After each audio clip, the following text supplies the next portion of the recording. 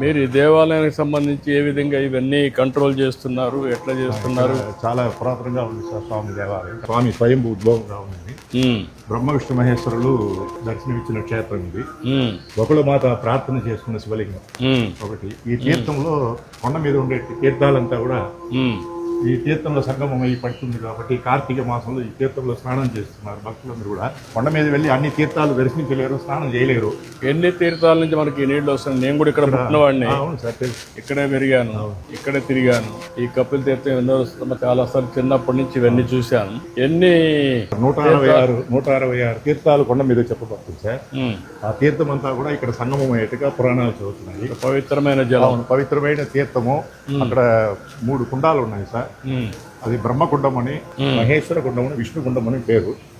ఆ తీర్థం ఎప్పుడు కూడా ఎండాకాలంలో కూడా ఈ వాటర్ ఫాల్స్ లేకపోయినా అందులో తీర్థం బాగా ఎప్పుడు ఉంటుంది సార్.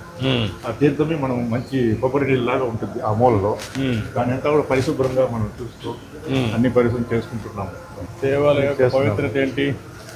బాగా చేస్తున్నాం. మహాగణపతి, సిద్ధి వినాయక. ఎక్కడే పని చేస్తున్నారు? ఇక్కడే సార్. మేము మిరాసి వ్యవస్థ నుంచి పని చేస్తున్నాం సార్. మిరాసి ఎర్తగా మాస్టర్గా.